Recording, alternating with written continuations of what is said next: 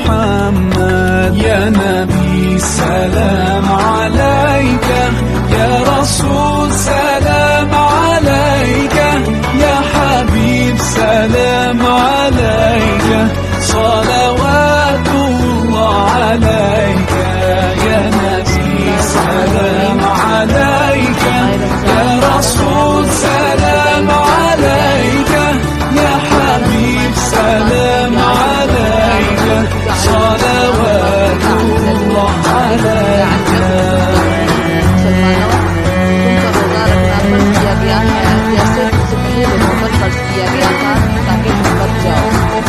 حسن بصری نے فرمایا کہ جب تم سنو کہ اللہ تعالیٰ یا ایھا الذین آمنو فرما رہا ہے تو متنبہ ہو جاؤ، کیونکہ تم کو یہ خطاب کسی کام، حکم یا کسی بات سے روکنے کے لیے ہوتا ہے۔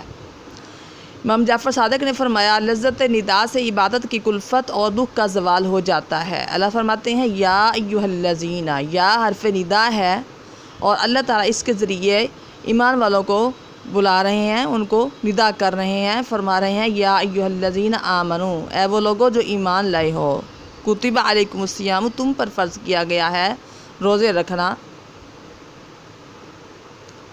الصیام کا مطلب ہے روزہ رکھنا، یہ مصدر ہے جیسے صمت صیاماً اور قمت قیاماً۔ اصل لغت میں صیام کا معنی ہے رک جانا، سامت الریح ہوا رک گئی، ٹھہر گئی، سامت الخیل گھوڑے رفتار سے رک گئے، ٹھہر گئے، سام النہار دن ٹھہر گیا، دوپہر ہو گیا، آدھا ادھر اور آدھا ادھر ہو گیا۔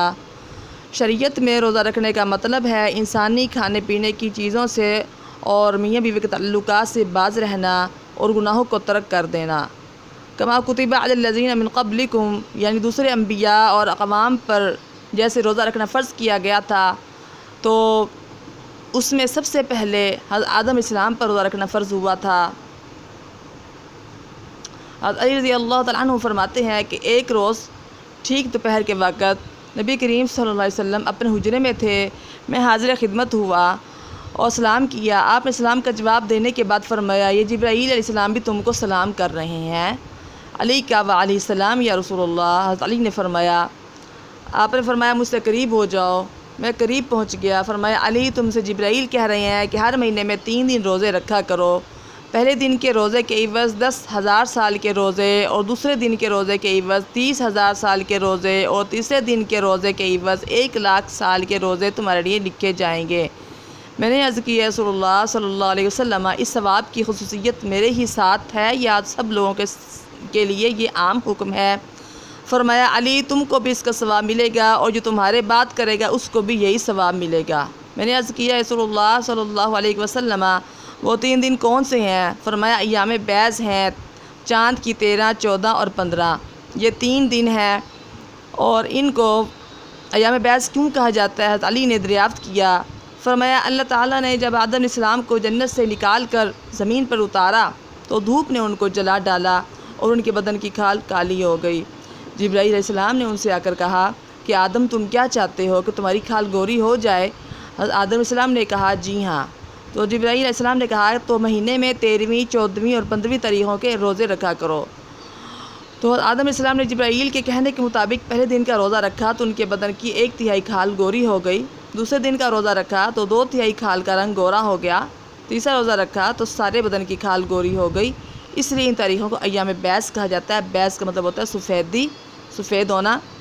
تو اس سے معلوم ہوا کہ لوگ جو کریمیں استعمال کرتے ہیں رنگ گورا کرنے کے لیے، تو اللہ تعالیٰ نے یہ نسخہ بیان فرمایا ہے کہ رنگ گورا کرنے کا اللہ تعالیٰ نے طریقہ بتایا ہے کہ روزہ رکھا کرو، اللہ تعالیٰ کی عبادت کیا کرو، اس سے انسان گورا ہو جاتا ہے۔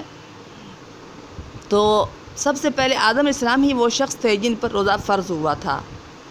حسن بصری اور علماء تفسیر کی ایک جماعت کا قول ہے کہ الذین من قبلکم سے مراد نصارہ ہیں، کیونکہ عیسائیوں کے روزوں کا زمانہ اور تعداد مسلمانوں کے روزوں کے مہینے اور تعداد کے موافق تھی۔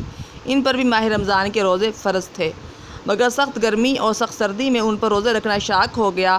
پھر سفر اور کسب معاش کی حالت میں ضرر بھی پہنچتا تھا، اس لیے ان کے آرا طے کر لیا کہ ہر سال سردی گرمی کے موسموں کے درمیان روزوں کا وقت مقرر کر لیا جائے۔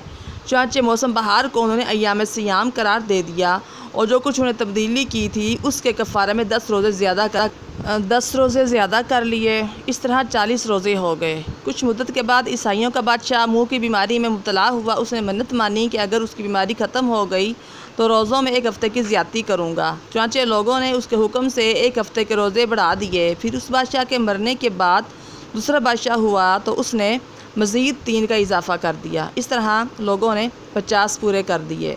مجاہد نے بیان کیا ہے کہ نصارہ کے مویشیوں میں بیماری پھیلی اور جانور مرنے لگے تو بادشاہ نے کہا روزوں کی تعداد بڑھا دو۔ لوگوں نے 10 روزے بڑھا دیے تو اس کے بعد 10 اور بڑھا لیے۔ تو شعبی کا قول ہے کہ اگر میں سال بھر کے روزے رکھتا ہوں تب بھی شک کے دن نہیں رہوں گا، یعنی شعبان کی 30 تاریخ کو، کہ کوئی اس کے شعبان کا آخری دن کہے اور کوئی رمضان کی پہلی تاریخ۔ اس کی وجہ یہ ہے کہ ہماری طرح نصارہ پر بھی ماہ رمضان کے روزے فرض کیے گئے تھے، مگر انہوں نے رمضان کو دوسری فصل سے تبدیل کر دیا، کیونکہ گرمی کے زمانے میں تو گن کر 30 روزے رکھ لیا کرتے تھے۔ پھر ان کے بعد دوسرے لوگ آئے اور ان کو اپنی طاقت پر کافی اعتماد تھا، اس لیے انہوں نے 30 سے پہلے 1 دن یا 2 دن روزہ رکھنا شروع کر دیا۔ تو اللہ تعالیٰ فرماتے ہیں کہ تم پر روزے رکھنے فرض کیے گئے ہیں کما کتب علی الذین من قبلکم، جیسا کہ پہلے لوگوں پر فرض کیے گئے تھے۔ فرماتے ہیں کہ جب حضور اقدس صلی اللہ علیہ وسلم مدینہ میں تشریف لائے تو اللہ تعالیٰ نے اپنے رسول اللہ صلی اللہ علیہ وسلم اور مومنوں پر 10ویں محرم کا اور ہر ماہ میں 3 دن کا روزہ رکھنا فرض کر دیا، یہاں تک کہ جنگ بدر سے 1 مہینہ پہلے چند روز پہلے رمضان کے روزوں کا حکم نازل ہوا، اور پچھلے جو 10ویں محرم کا روزہ تھا اور ہر ماہ کے 3 روزے تھے ان کا حکم منسوخ ہو گیا۔ اللہ تعالیٰ نے فرمایا ہے کہ ایام معدودات، یعنی ماہ رمضان کے 30 یا 29 دن گنے چنے دن ہیں۔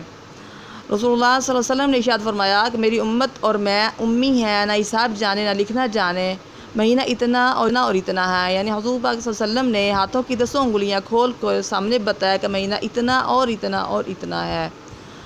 شہر کہتے ہیں مہینے کو شہر کہنے کی وجہ یہ ہے کہ یہ لفظ شہرت سے بنا ہے، اور شہرت کا معنی ہے مشہور ہونا اور سفیدی اور طلوع اور اونچا کرنا، اور کہتے ہیں کہ شہر الحلال، چاند نکل آیا۔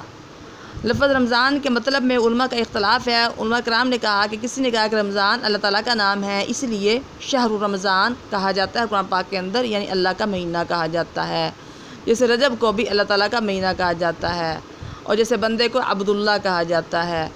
جعفر صادق نے اپنے بزرگ کی روایت بیان کی ہے کہ رسول اللہ صلی اللہ علیہ وسلم نے فرمایا رمضان کا مہینہ اللہ تعالیٰ کا مہینہ ہے، یعنی رمضان اللہ تعالیٰ کا نام ہے۔ انس بن مالک رضی اللہ تعالیٰ عنہ کی روایت ہے کہ رسول اللہ صلی اللہ علیہ وسلم نے فرمایا رمضان نہ کہا کرو بلکہ اللہ تعالیٰ کی طرف اضافت کر کے اس کے ساتھ کہا کرو۔ اللہ تعالیٰ نے قرآن مجید میں فرمایا شہر رمضان، اس کا ادب کیا کرو، شہر رمضان اس کو کہا کرو۔ رمضان کو رمضان اس لیے کہا جاتا ہے کہ اس مہینے میں اونٹ کے بچے گرمی کی وجہ سے جلس جاتے ہیں، اور رمضان کا معنی ہے جلانا۔ اور فرمایا کہ بعضوں نے فرمایا کہ رمضان میں نصیحت اور فکر آخرت کی گرمی سے دل ایسے متاثر ہو جاتے ہیں جیسے ریت اور پتھر دھوپ سے متاثر ہوتے ہیں۔ فرمایا کہ رمضان سے رمضان بنا ہے، اور رمض کا معنی ہے برساتی بارش۔ ماہ رمضان بھی جسم سے گناہ جو ہے بالکل دھو ڈالتا ہے، دلوں کو پاک کر دیتا ہے۔ ماہ رمضان کے اندر اللہ تعالیٰ کی رحمتوں کی بارش برستی ہے بندوں پر، اس کی وجہ سے انسان کے جسم سے جو ہے وہ گناہ بالکل ختم ہو جاتے ہیں، اس کے جسم کا غسل ہو جاتا ہے اور دل پاک ہو جاتے ہیں، اور یہ رمضان کا مہینہ دلوں کو پاک کر دیتا ہے، جیسے بارش سے بدن دھل کر پاک صاف ہو جاتا ہے۔ اللہ تعالیٰ فرماتے ہیں شہر رمضان الذی انزل فیہ القرآن، کہ یہ مہینہ ہے جس میں قرآن پاک نازل کیا گیا۔ حضرت عبداللہ بن عباس فرماتے ہیں اِنَّا أَنزَلْنَاهُ فِي لَيْلَةٍ مُبَارَكَةٍ کے مطلب کے اندر مجھے کچھ شک پیدا ہوتا ہے۔ قرآن مجید تو تمام مہینوں میں اترا ہے، اللہ تعالیٰ نے خود فرمایا ہے وَقُرْآنًا فَرَقْنَاهُ لِتَقْرَأَهُ عَلَى النَّاسِ عَلَى مُكْثٍ، ہم نے قرآن کو جدا جدا کر کے اتارا ہے تاکہ تم وقفے کے بعد اسے لوگوں کے سامنے پڑھو، یعنی مختلف اوقات میں نزول ہوا ہے تو ایک مبارک رات میں نزول کا کیا معنی ہے۔ پھر عبداللہ بن عباس جو مفسر قرآن ہیں انہوں نے فرمایا ماہ رمضان کے اندر شب قدر میں یکدم پورا قرآن لوح محفوظ سے اترا تھا اور آسمان دنیا میں بیت العزت میں رکھ دیا گیا تھا۔ پھر تھوڑا تھوڑا 23 سال میں جبرائیل علیہ السلام لے کر رسول اللہ صلی اللہ علیہ وسلم پر اترتے رہے۔ اللہ تعالیٰ فرماتے ہیں کہ فلا اقسم بمواقع النجوم، کہ میں قسم کھاتا ہوں قرآن کے تھوڑا تھوڑا نازل ہونے کے اوقات کی یا مقامات کی۔ داؤد بن ابی ہند فرماتے ہیں میں نے شعبی سے پوچھا کہ ماہ رمضان میں جس میں قرآن پاک نازل کیا گیا ہے کیا باقی سال کے حصوں میں قرآن رسول اللہ صلی اللہ علیہ وسلم پر نہیں اترتا تھا؟ شعبی نے کہا اترتا کیوں نہیں تھا، بات یہ تھی کہ جتنا قرآن نازل ہو چکتا تھا اتنا حصہ رمضان کے مہینے میں حضرت جبرائیل علیہ السلام رسول اللہ صلی اللہ علیہ وسلم کے سامنے دہراتے تھے، پس اللہ تعالیٰ کو جتنا منظور ہوتا محکم اور برقرار رہتا اور جتنا حصہ اللہ تعالیٰ کو مسوخ کرنا ہوتا وہ رسول اللہ کو فراموش کرا دیتا۔ ابو ذر غفاری نے بیان کیا ہے کہ رسول اللہ صلی اللہ علیہ وسلم نے ارشاد فرمایا ابراہیم علیہ السلام کے صحیفے رمضان کی 30 تاریخ کو اترے تھے اور حضرت موسیٰ علیہ السلام پر توریت رمضان کی 6 تاریخ کو اتری اور داؤد علیہ السلام پر زبور رمضان کی 18 تاریخ کو نازل ہوئی اور حضرت عیسیٰ علیہ السلام پر انجیل رمضان کی 13 تاریخ کو نازل ہوئی اور محمد صلی اللہ علیہ وسلم پر قرآن پاک رمضان کی 14 تاریخ کو اترا۔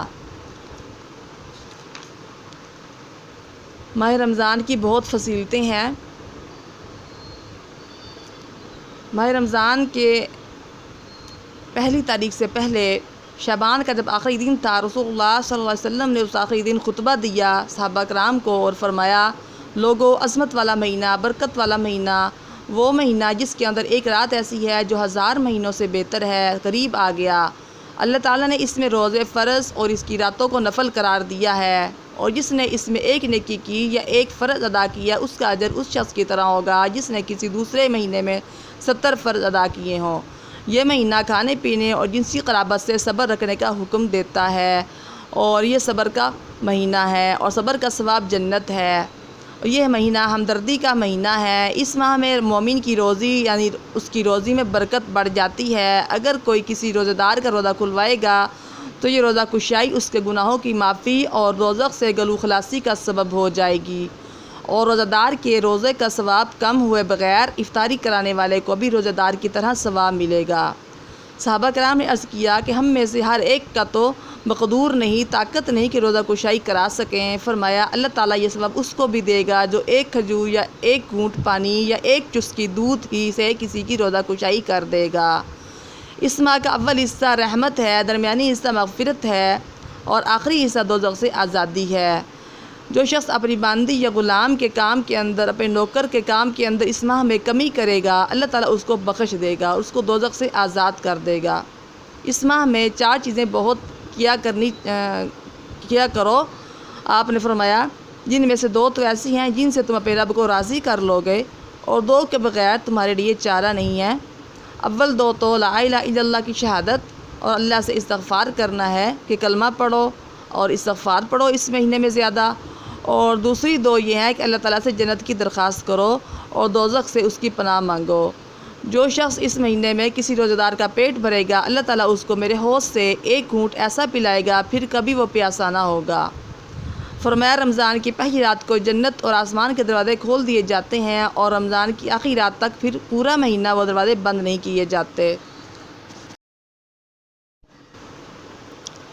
جو بندہ یا بندی رمضان کی کسی رات میں نماز پڑھتا ہے تو اللہ تعالیٰ اس کے لیے ضرور ہر سجدے کے عوض 1700 نیکیاں لکھ دیتا ہے اور جنت کے اندر اس کے لیے ایک سرخ یاقوت کا مکان تیار کر دیتا ہے، ایک محل تیار کر دیتا ہے سرخ یاقوت کا جس کے 70,000 دروازے ہوتے ہیں اور ہر دروازے کے سونے کے 2 کیواڑ ہوتے ہیں، یاقوت سرخ سے جڑے ہوتے ہیں۔ اگر ماہ رمضان کے پہلے دن روزہ رکھتا ہے اگر کوئی بندہ تو رمضان کے آخری دن تک کے اس کے تمام گناہ بخش دیے جاتے ہیں اور آئندہ رمضان تک کے گناہوں کا کفارہ ہو جاتا ہے اور ہر روزے کے عوض جنت کے اندر اس کے لیے ایک محل مقرر کیا جاتا ہے جس کے 1000 دروازے سونے کے ہوتے ہیں اور صبح سے شام تک 70,000 فرشتے اس کے لیے استغفار کرتے ہیں اور رات یا دن میں جو سجدہ اس نے کیا ہوتا ہے اس کے عوض جنت کے اندر اتنا بڑا سایہ درخت ملے گا کہ شاید سوا 100 برس تک اس کے نیچے چل کر بھی مسافت کو طے نہ کر سکے گا۔ حضرت ابو ہریرہ رضی اللہ تعالیٰ نے بیان کیا کہ رسول اللہ صلی اللہ علیہ وسلم نے ارشاد فرمایا کہ رمضان کی پہلی رات ہوتی ہے تو اللہ تعالیٰ اپنی مخلوق کی طرف نظر رحمت فرماتا ہے اور جب اللہ تعالیٰ کسی بندے پر نظر فرماتا ہے تو اس کو کبھی عذاب نہیں دیتا۔ اللہ تعالیٰ کے حکم سے رمضان کے مہینے میں روزانہ 1000 در 1000 تقریباً 10 لاکھ بندے دوزخ سے آزاد ہوتے ہیں اور فرمایا کہ رمضان آتا ہے تو جنت کے دروازے کھول دیے جاتے ہیں اور دوزخ کے دروازے بند کر دیے جاتے ہیں اور شیطانوں کو جکڑ دیا جاتا ہے۔ رسول اللہ صلی اللہ علیہ وسلم نے فرمایا جو بندہ رمضان کے کسی دن کا روزہ رکھتا ہے تو اس کا نکاح حوروں میں سے کسی حور کے ساتھ ایک کھوکھلے موتی کے خیمے کے اندر کر دیا جاتا ہے۔ یہ حور ان اوصاف کی ہوتی ہے جن کے بارے میں اللہ نے فرمایا ہے حور مقصورات فی الخیام، یعنی کہ ہر حور کے بدن پر کپڑوں کے 70 جوڑے ہوں گے اور کسی سوٹ کا رنگ دوسرے سے ملتا نہ ہوگا، اور روزہ دار کو 70 قسم کی خوشبوئیں دی جائیں گی اور کوئی خوشبو دوسرے کی طرح ہم رنگ نہ ہوگی، اور روزہ رکھنے والے کو سرخ یاقوت کے موتیوں سے آراستہ 70 تخت دیے جائیں گے، ہر تخت پر 70 بستر ہوں گے، ہر بستر پر ایک مسند ہوگی۔ اور جنت میں جو عورتیں روزہ رکھ کے جاتی ہیں دنیا سے، وہاں پہ ان تمام عورتوں کے لیے 70,000 خدمتگار، 70,000 اور نوکرانیاں ہوں گی، اور جنت میں جو حور ہوگی وہ اپنے شوہر کے لیے ہوگی اپنی نوکرانیوں سمیت۔ ہر خدمتگارنی کے پاس سونے کا ایک پیالہ ہوگا جس میں ایک قسم کا کھانا ہوگا، لیکن ہر لقمے کے آخر میں وہ لذت محسوس ہوگی جو لقمہ کے شروع میں نہ ہوگی، یعنی ہر لقمے کا مزہ جدا ہوگا۔ اسی طرح ان تمام لوازمات کے ساتھ اس کا شوہر بھی یاقوت سرخ کے تخت پر متمکن ہوگا۔ یہ جزا رمضان کے ہر روزے کی ہوگی، اور روزے میں جو دوسری نیکیاں ہوں گی وہ الگ ہیں۔ تو رمضان کے روزے رکھنے چاہیے، تمام مسلمانوں پر روزے رکھنے فرض ہیں، اس بارے میں خاص خیال رکھنا چاہیے کہ ہم رمضان کا مہینہ اب آ گیا ہے تو ہمیں رمضان کے روزے رکھنے چاہیے، تو اللہ تعالیٰ اتنا اجر عطا فرمائے گا۔ تو رمضان کی عبادت جو کرنی ہے خالص اللہ تعالیٰ کی رضا کے لیے ہم نے کرنی ہے، اور جنت اور باقی چیزیں تو اللہ تعالیٰ خود بخود ہی دے دیں گے۔ تو اللہ تعالیٰ جو ہے وہ ہم سب کو رمضان کے روزہ رکھنے کی توفیق عطا فرمائے۔ محمد یا نبی سلام علیکہ، یا رسول سلام علیکہ، یا حبیب سلام علیکہ،